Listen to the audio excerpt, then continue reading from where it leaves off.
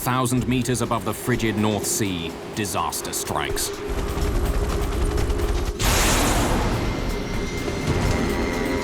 A helicopter is crippled in the middle of a sudden storm. The pilots struggle for control as it sinks helplessly towards the sea. They're far from land, off the radar screens. No one knows exactly where they are.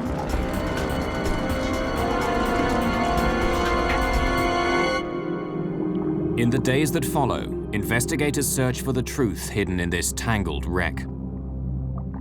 The cause of the crash shocks those involved and reveals a hidden danger that reaches far beyond the North Sea.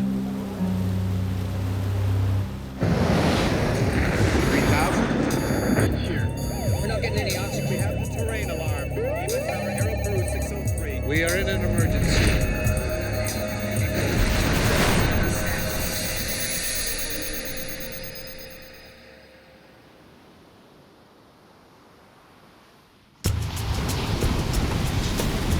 The need for oil drives men to some of the most unpleasant places on Earth. This is one of them.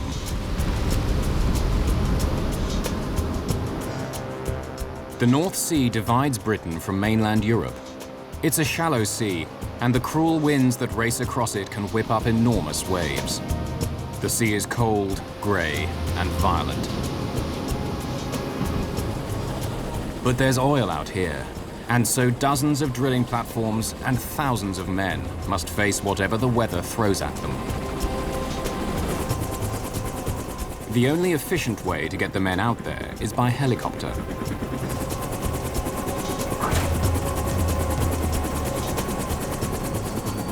The flights are rough and long, up to 500 kilometers each way. After years, the trip has become largely routine. The danger below forgotten by many. What was that? But on a cold January morning in 1995, 18 men flying over the North Sea were faced with a horrible question. Mayday, mayday, mayday! Tail rotor failure! Ditching! Could they survive in this extremely hostile environment? Oh, God! Oh.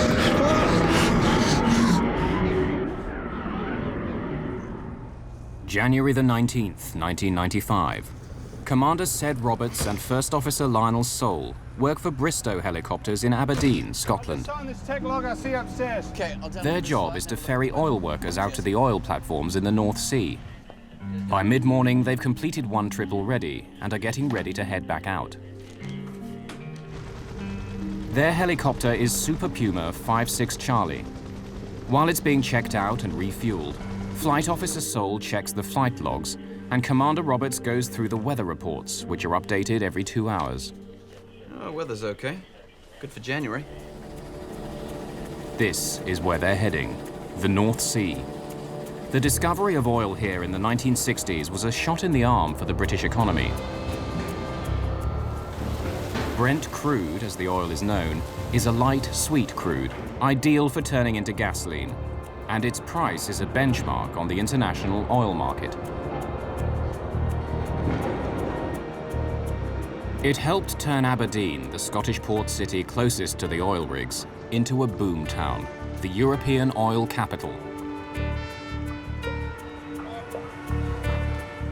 All the leading oil companies have offices here. The city is focused on getting the black gold ashore. Because the rigs are so far offshore and the weather so unpredictable, helicopters are the only way to reliably ferry workers back and forth. Hundreds of thousands of people make the trip every year. The Super Pumas are one of the workhorses of the North Sea oil industry. Used around the world by industry and military, they're durable, tough, and made to withstand the elements. There are more of these helicopters flying offshore here than anywhere else in the world.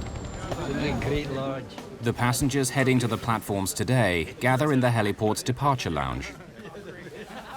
They all work for the Texas company Marathon Oil.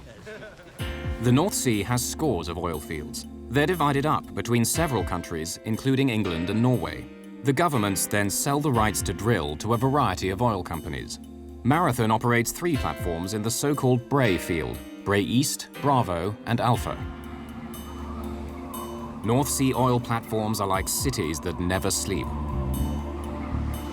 They stand on the seabed, held up by enormous legs made of either metal or concrete. Below each one, pipes snake out to the seabed. Some punch straight down, others fanning out at an angle for up to several kilometers. The same platform may be extracting both oil and natural gas at the same time. Out here, you're surrounded by the sea, with nowhere to go. The weather is often horrible, and the work on a rig can be rough, dirty, and dangerous.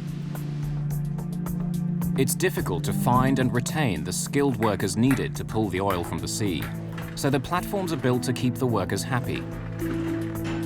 Movies, internet cafes, gym equipment, even great food are all provided by management to ensure the men are entertained.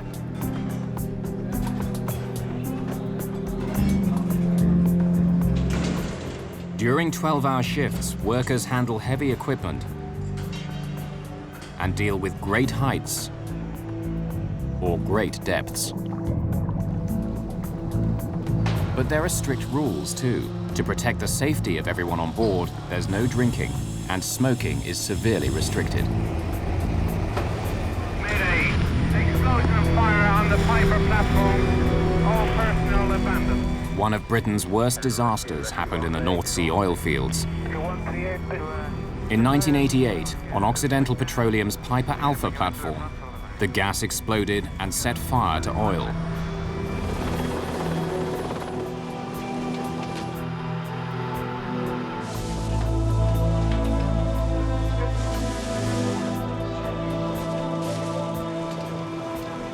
One 167 men died.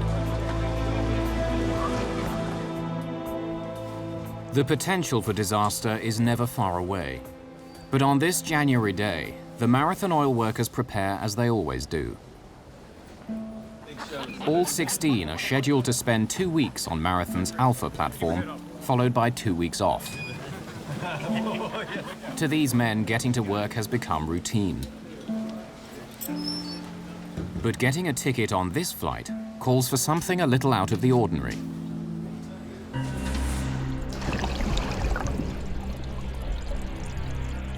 None of them is permitted to board a helicopter without first going through this: helicopter underwater escape training.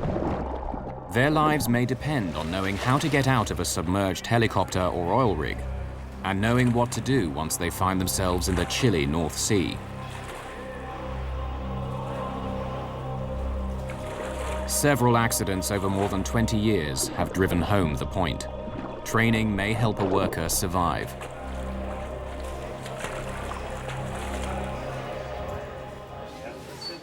Before they set off on every flight, they must watch the video, how to behave if there's an emergency on your flight. Brace impact. They've seen it all 1,000 times. In an emergency, if time does not permit, just tighten your lap strap and brace for impact. To exit through the windows, pull the red tab to completely remove the rubber seal. The passengers fasten their survival suits. Made of Gore-Tex, these dry suits won't keep them afloat, but are supposed to keep the water out if the workers are thrown into the sea. Obstruct the forward windows. Their bright colors are also designed to make rescue easier. The trip to the Bray Alpha oil platform is 230 kilometers. If all goes well, it will take little more than an hour.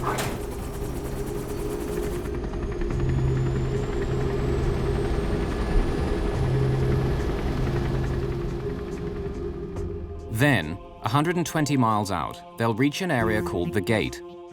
That's where all the helicopters split up and go their separate ways to the individual oil platforms. Bray Alpha is about 40 kilometers from the Gate. For part of the journey, the radar operators at air traffic control in Aberdeen won't be able to see them. The reason why we lose low-level radar coverage out over the North Sea is, in essence, because the Earth is round. As a helicopter's flying outbound to an oil rig, it's actually following the curvature of the Earth. But radar pulses travel in straight lines, which means that as they travel further and further away, a gap opens up between the surface of the Earth and the radar waves. If an aircraft flies into that gap, then it'll disappear from radar. In the case of Aberdeen, a helicopter operating about 2,000 feet will disappear into that gap at about 80 miles. It's a black hole, which Super Puma 56 Charlie is now entering. The helicopter and the 18 men on board are over halfway to the rigs, and from this moment on, no one knows exactly where they are. 56 Charlie is a Super Puma helicopter serving the North Sea oil platforms off the coast of Britain. It's halfway through a long flight carrying 16 passengers to the Bray Alpha oil rig. The crew is getting concerned about what they see on their weather radar. The forecast called for scattered clouds, but the weather is changing fast. What do you think about this cloud? It's quite thin. Yeah, but look, we're getting some cumulus too. It's quite small, about 100 yards across. Yeah, but it's developing a bit. Cumulus are puffy white clouds like balls of cotton wool. They're beautiful to look at and usually harmless.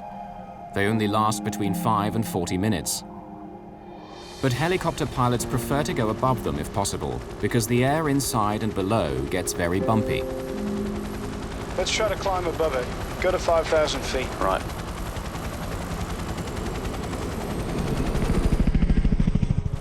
Oh, look, there's a line of them.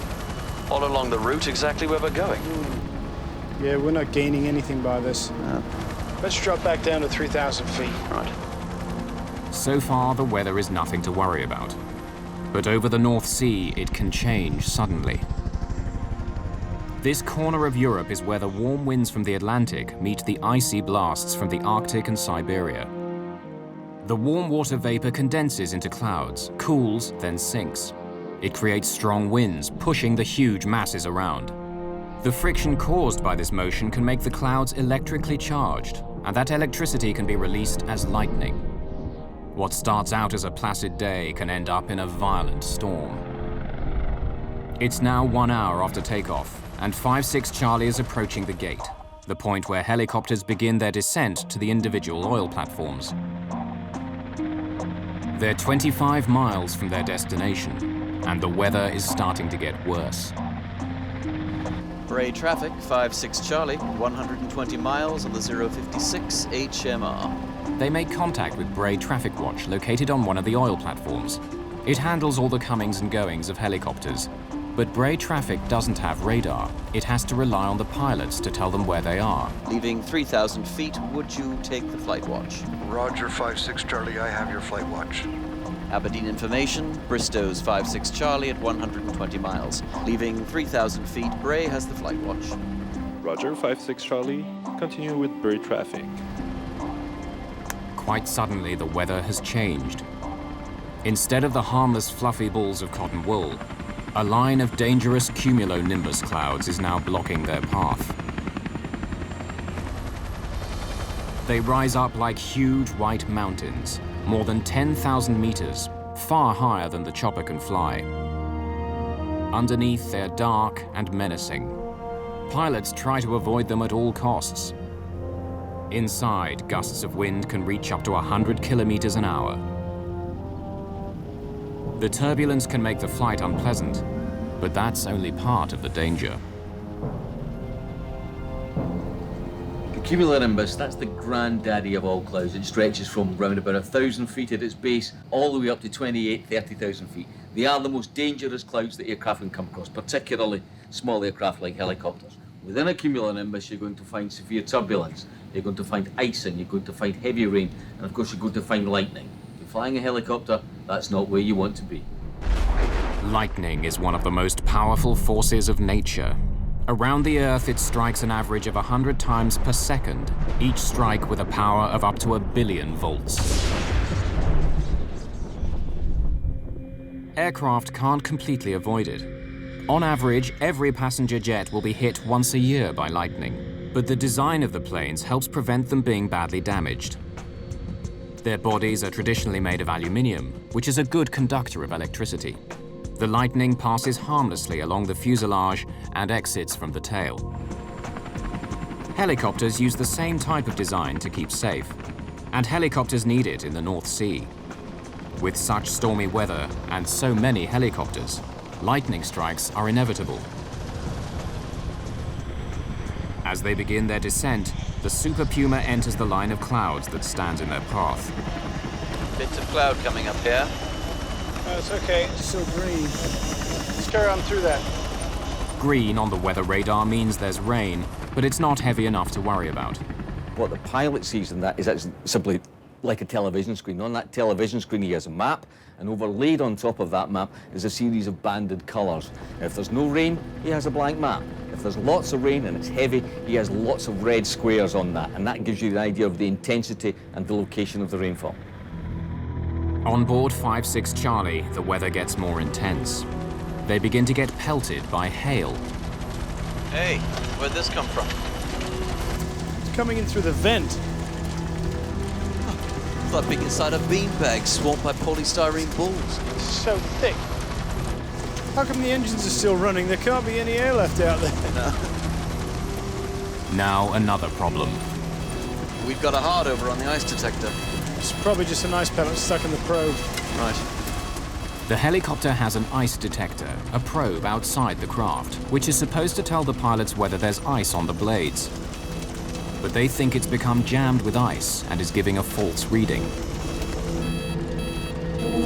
And then, disaster. Bloody hell. What was that? Lightning, I saw it. Well, this is bad. There's something very, very wrong with this. We'll have to go down, I'm afraid. The helicopter has been damaged, but they don't know how badly. The entire body is shaking and vibrating. The crew's first instinct is to get down to a lower altitude in case the worst happens and they fall out of the sky. Mayday, Mayday, 5-6 Charlie, lightning strike, severe vibration. Mayday, Mayday. 40 kilometers away, another helicopter is about to leave an oil platform. Commander Brian Backhouse is loading passengers onto 5-6 Bravo and preparing to fly back to Aberdeen.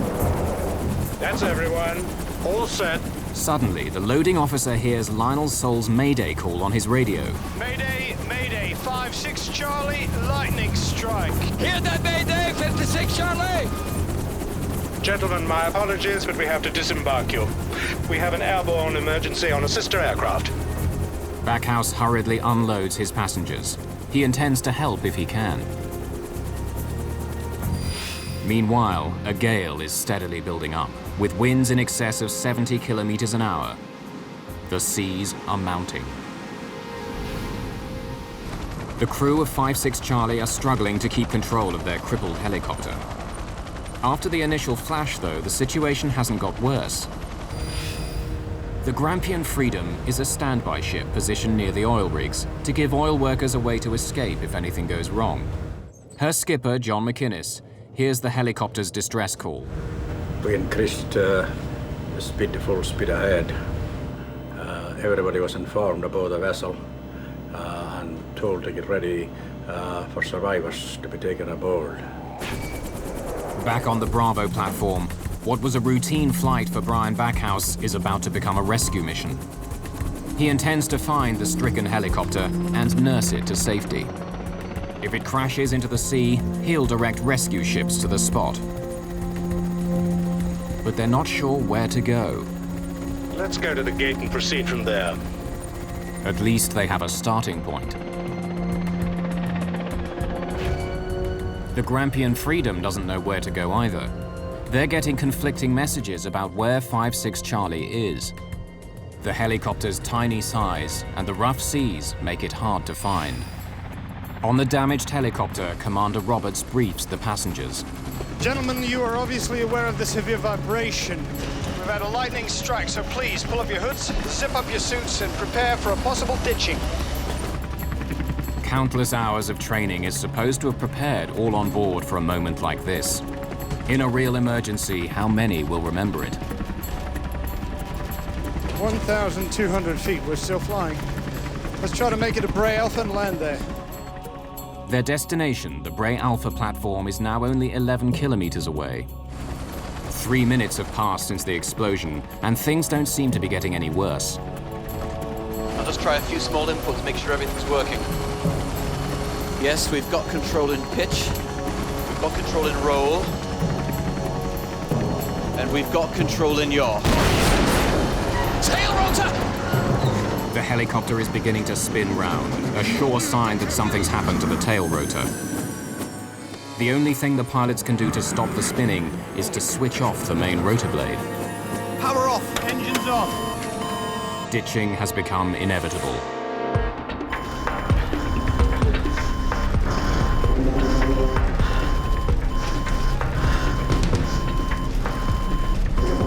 .56 Charlie is falling fast, more than 600 meters a minute, with the main rotor acting like a kind of parachute, the blades being turned only by the air that rushes through them.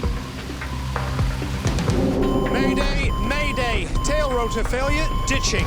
Brace for emergency landing. At this speed, they're about 40 seconds from hitting the North Sea. The other pilots in 56 Bravo are searching in vain.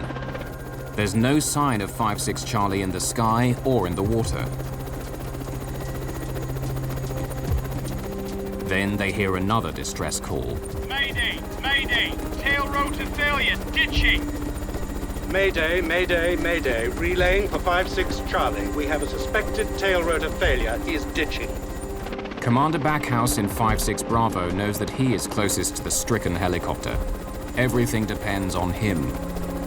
But he's not equipped to locate the distress beacon 56 Charlie will use when it ditches. All he can do is search mile after mile of grey sea. Back on the Grampian Freedom, the crew begins searching the sea as well as the sky. But they know 56 Bravo can cover ground more quickly than the enormous, slow-moving ship. They do what they can and wait for better directions. Floats, floats, I can't find the floats. I got it. Just keep it at trim angle. Right. The pilots of 56 Charlie are about to attempt one of the most difficult maneuvers, ditching or landing in the middle of the heaving sea. Floats under the helicopter are meant to keep it from sinking. If they're deployed too soon before touchdown, the chopper may lose what little stability it has and topple over. Too late, and they won't inflate completely. Instead of riding the waves, the helicopter will sink below them. There's no second chance.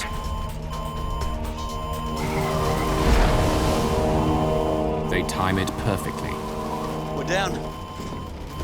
Seems quite stable. They've landed safely, but no one knows if they will stay afloat. Helicopters are top-heavy, and they fear it could keel over and sink at any moment. Let's get out of here! To the door! They need to get the life rafts out, inflate them, and board them quickly. They fear that if the helicopter rolls over, it will trap them all inside. Lift that end! On the rope! You go back and help with the evacuation. I'm going to shut things down here. Right. I'm going to try one last mayday call. But the evacuation doesn't go smoothly. When they throw out one of the life rafts, the strong wind blows it back against the helicopter. They can't get into it. Can't get this one down. Can we go on the other side? It's better we all stay together anyway. Off you go! Go on! Go on! Go! Go! Mayday, mayday! 56 Charlie, we are on the water, floating, manning the dinghies. He doesn't mention their position. Make room! Get set! Make room! The raft is dangerously overloaded. There are 18 on board, and it's only meant for 14. Water is already up to their ankles and rising. Once in the raft, they have no way of communicating where they are. For the first time, the pilots are able to see what caused the disaster. The rear rotor blade assembly and gearbox have broken off and are hanging down the side of the helicopter, held on by just a couple of pipes. No one realizes it yet, but in the rush, they've forgotten to bring the distress beacon with them from the helicopter. It sends out a signal that can be picked up by rescuers. Forgetting it could mean the difference between life and death. 2 ropes attach the life raft to the helicopter. They're meant to stop the raft from drifting away, but they'll also drag them down if the helicopter sinks. One of the passengers has a knife. Shall I cut the line? No, not yet. We have a better chance of being spotted if we're close to the helicopter. Problems mount. The passengers are trying to raise the canopy to protect them, but it gets stuck. Without the canopy, they're at the mercy of the waves. And then the helicopter itself becomes a danger. When the doors were jettisoned, they were supposed to be designed to slip down into the water and sink. Instead, one of them, which has a jagged edge, is floating on the surface and is heading straight for the raft.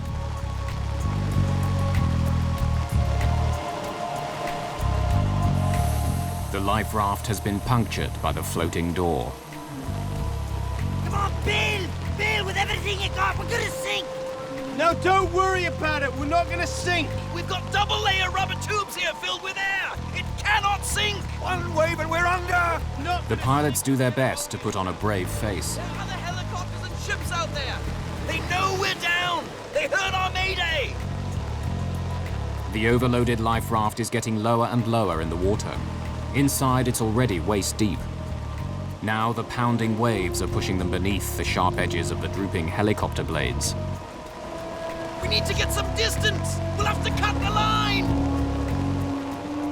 There are supposed to be 2 safety lines connecting the raft to the helicopter, one short, one long. But the long line is broken. The long line's been cut! It's been shredded!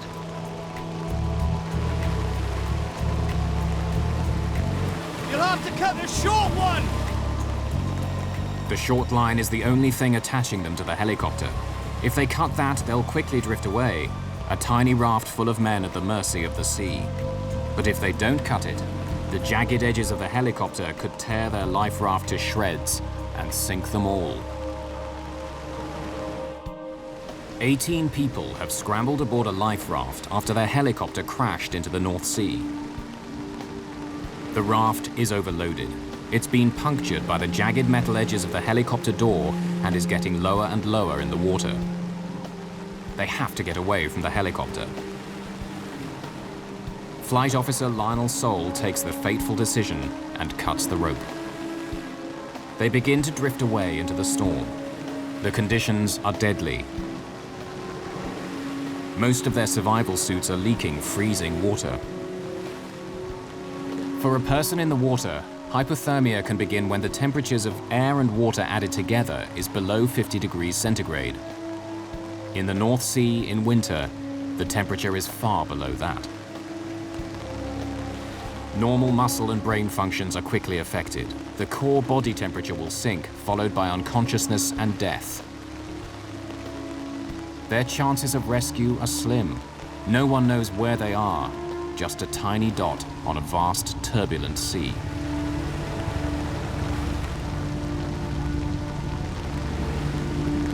Quiet! Quiet! I hear something! There's a helicopter! The men are desperate. This could be their last chance. Quickly! Pass me those flares! The flares! In the pocket behind you! Spot a flare, you blind bastard! Here it is! We're over here! But it's all in vain. The helicopter passes by. The men can't believe it. Their only hope is gone. On 56 Bravo, Brian Backhouse can see only grey seas. But suddenly his co-pilot spots something. Contact. Right. 2 o'clock. Okay, Roger, let's investigate.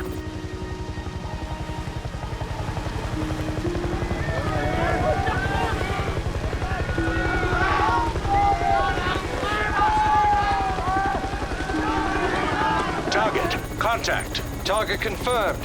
56 Charlie. Stand by for position report.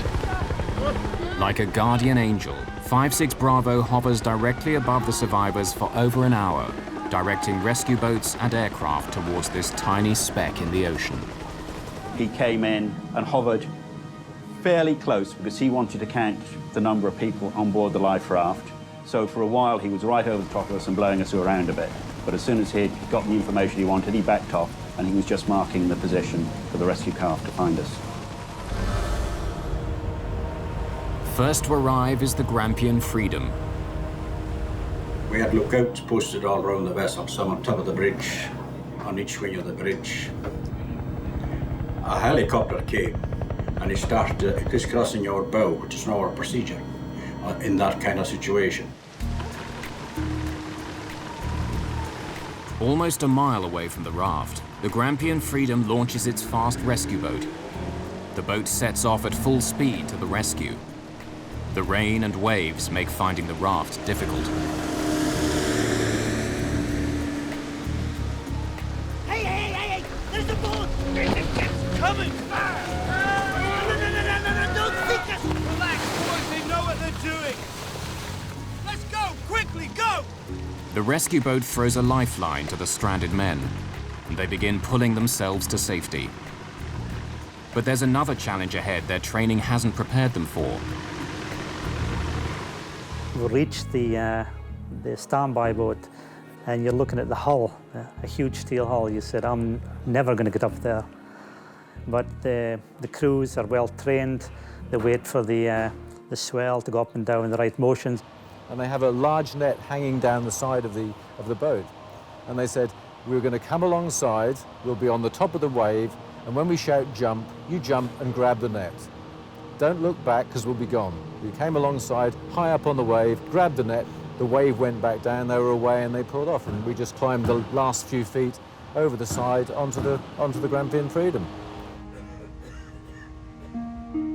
Later that day, a rescue helicopter winches up 14 of the survivors and flies them back to Aberdeen. 4 of the men, however, never want to travel in a helicopter again, so they refuse to leave the Grampian Freedom.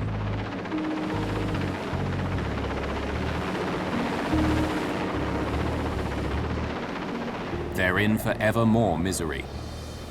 They're buffeted by a force 10 gale the whole of their long journey back to Aberdeen.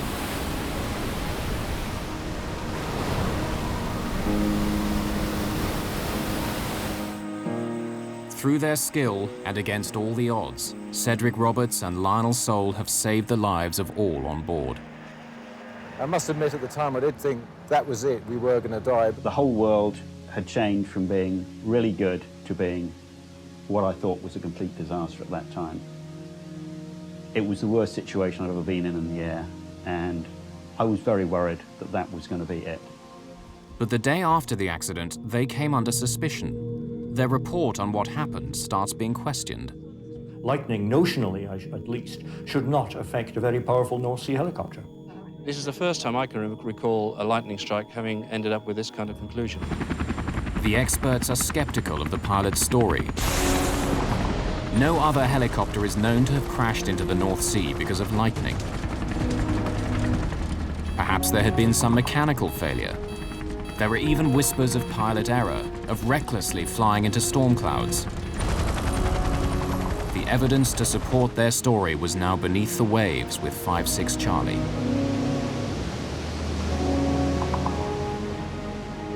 The Air Accident Investigation Branch, Britain's air crash detectives, begins searching for the truth.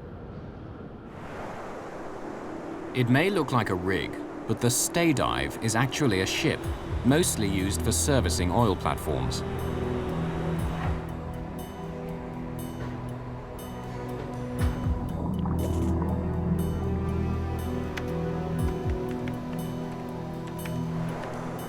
It has 9 powerful engines which keep it stable in almost any weather.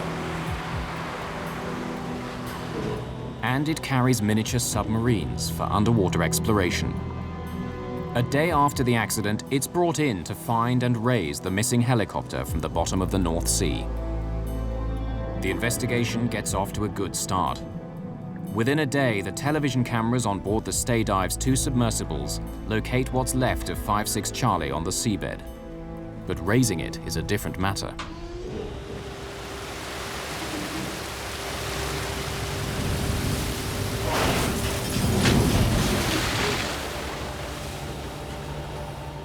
They carry on working into the night.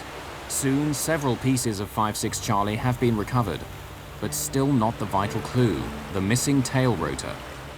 Ed Trimble was the AAIB's lead investigator.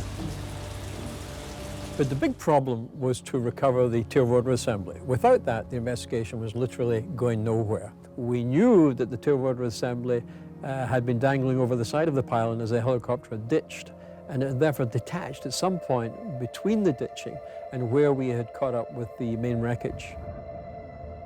Keeping the stay dive going would cost another £20,000 a day. Ed Trimble rang his boss. He was fairly skeptical of our chances. He asked what I thought our chances were of finding the tail rotor, and I, being an eternal optimist, I said 80%, to which he replied, I think you'd be very lucky if you've got a 10% chance of recovering the tail rotor assembly in the North Sea.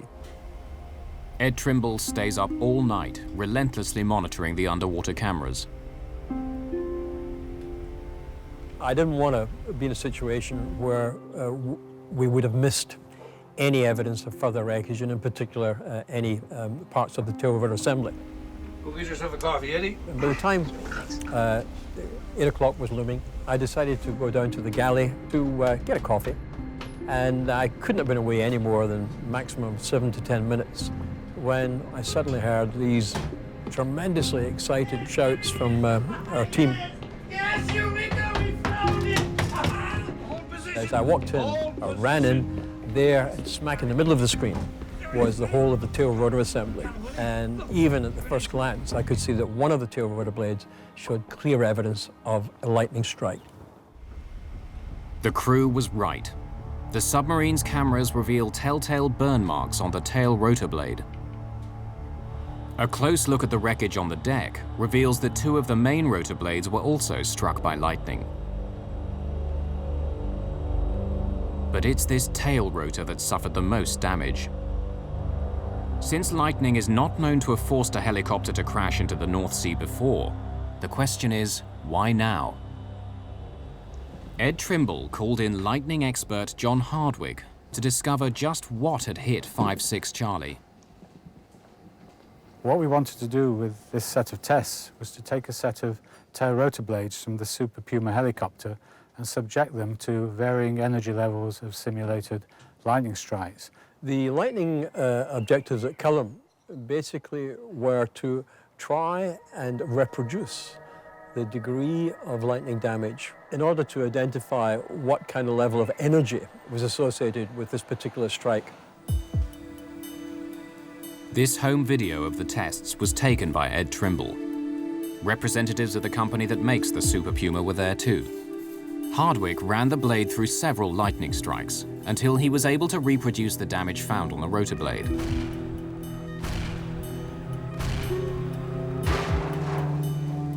To do it, he had to generate a simulated strike of enormous power. Something far more dangerous than anyone thought the helicopter would be exposed to. Something that wasn't supposed to happen over the North Sea. There have been a few incidents over the years, minor strikes, a little bit of damage to the helicopter, but we never expected anything as severe as happened on that day.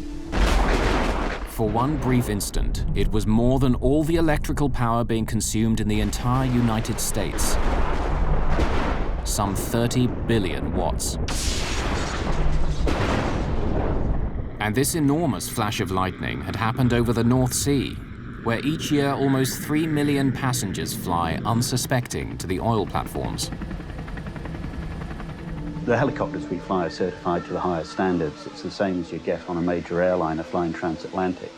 So we had no reason to believe that any lightning we had encountered would do any severe damage to the helicopter.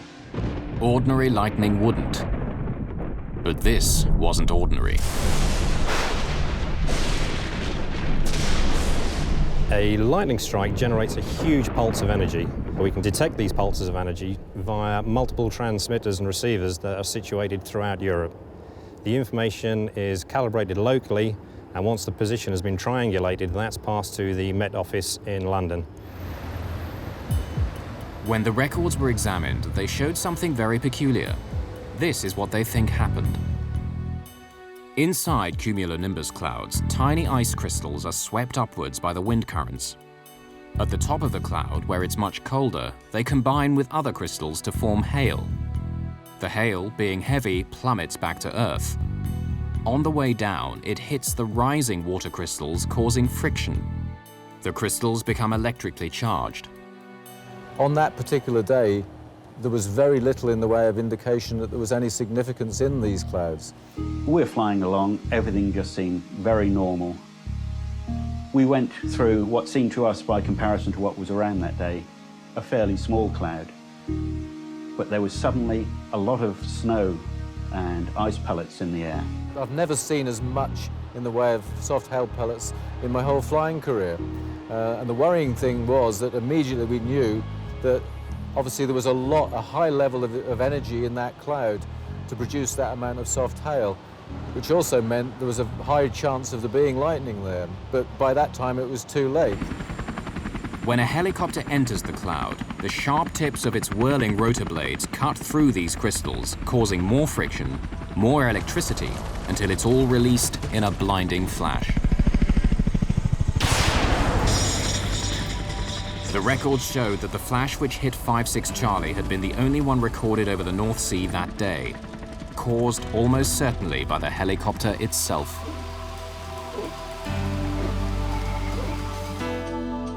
However, for some reason, nearly all the damage had been confined to the tail rotor. What was it about the tail rotor that had made it especially vulnerable? Then Ed Trimble made a remarkable discovery. When the civil aviation authorities certified the Super Puma as safe, they had missed something important, something which may have caused 5-6 Charlie to fall from the sky. Safety investigators examined the wreckage of a helicopter which crash-landed in the North Sea. As they study the ruined aircraft more closely, they uncover the cause of the accident. When the British Civil Aviation Authority laid down the Lightning safety standards, they were looking at fiberglass blades, then the normal material for helicopter rotors. But in the 1980s, plane makers began using the new composite materials, like carbon fiber, which were lighter and stronger. In particular, they began making the rotor blades out of carbon fiber instead of fiberglass. It was assumed that the same standards would apply equally to the new blades. In the industry, that's known as read across, and it's very dangerous. In fact, it was the very design of these composite blades which brought down 5-6 Charlie. Although made of carbon fiber, composite blades have a metal anti-erosion strip glued on to protect the edge. That's where the trouble starts. Carbon is a conductor of electricity, but it's 1,000 times worse than aluminium, so you get 1,000 times as much heat produced. The carbon blade gets very, very hot. And when the current meets the metal strip running along the edge, there is furious arcing and sparking, until finally part of the erosion strip explodes. As little as 100 grams of the erosion strip flew off, but it was enough. Without its weight, the rear rotor was unbalanced. That's what caused the vibration felt on board 5-6 Charlie immediately after the lightning strike. 3 minutes later, when Lionel Soule tested out the controls, the unbalanced blades put the tail rotor under enormous stress. The bolts holding it on snapped. We've lost the tail rotor! Tail rotor's gone! It was like a blowout in a car, only much, much worse. Things at that point were really very, very worrying. We both knew what had happened. We'd lost the tail rotor. And if you don't do exactly the right thing at that point, your life expectancy is very short. It's seconds. We had to do the right thing. We managed to point it into wind, and there was quite a big sea building up. And at 100 feet, I pulled back on the stick to flare the helicopter, slow down its rate of descent, and we were very fortunate at that point. A nice friendly wave came along, and as I leveled the helicopter, a wave came up. We sat on the top of it, and we went down, and it was one of the best landings I've ever done, but that was luck more than judgment. As bad as it was, it could have been worse. The two hydraulic pipes connecting the assembly to the helicopter did not break. These two small diameter pipes had held the mass of the gearbox and tail rotor assembly dangling over the right side of the pylon. Without the weight of the rotor assembly, the helicopter would have tipped forward. Had that tail rotor gearbox and tail rotor assembly completely separated from the helicopter, then all 18 lives would have been lost because the helicopter would have pitched down irrecoverably and gone into the North Sea. The investigators found the answer to the mystery of a helicopter crash, but they stumbled across a bigger problem, one that affects every air traveler. Investigators believe that 5-6 Charlie's violent end was caused by a savage lightning strike greater than anything it was built to withstand. And when the lightning hit, it exposed a problem in the carbon fiber blades that made them vulnerable. The tremendous heat created where the carbon fiber met the metal erosion strip could occur again.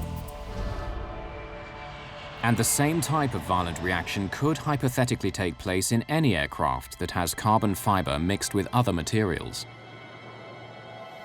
Increasingly, aluminium is being replaced with carbon fiber. The world's largest plane, the A380 Airbus, for instance, has over 20%. What will happen if these planes encounter a monster lightning strike? This was the investigators' biggest concern arising out of this Super Puma accident. The findings were unexpected and treated with some skepticism.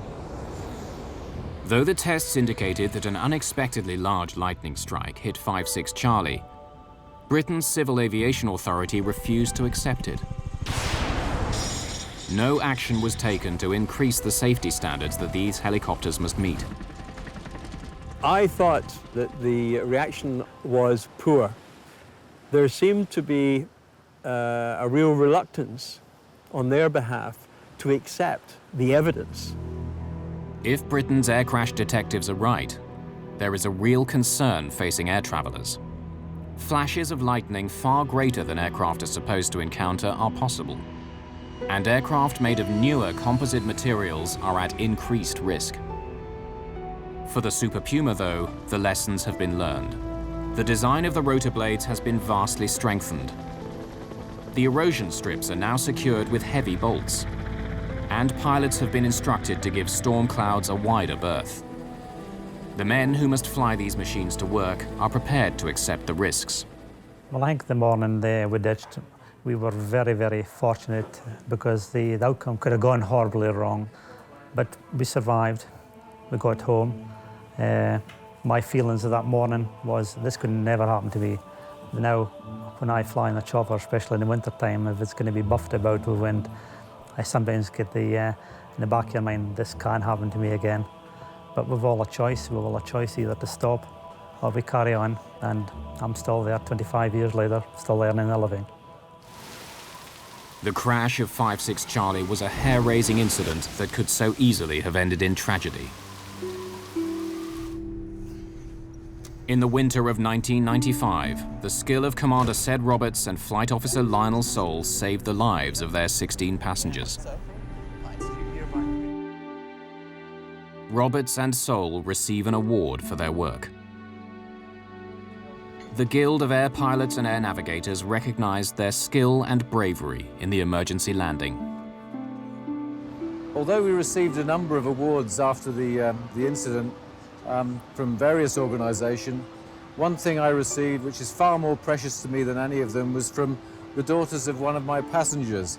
It was this little card. It says, "Dear Captain Roberts, I can't tell you how much I need to thank you after you saved my dad's life. It took a lot of effort to try to keep calm while you were falling. If you hadn't have got that helicopter in control, my dad maybe wouldn't be here today. Thank you very, very, very much."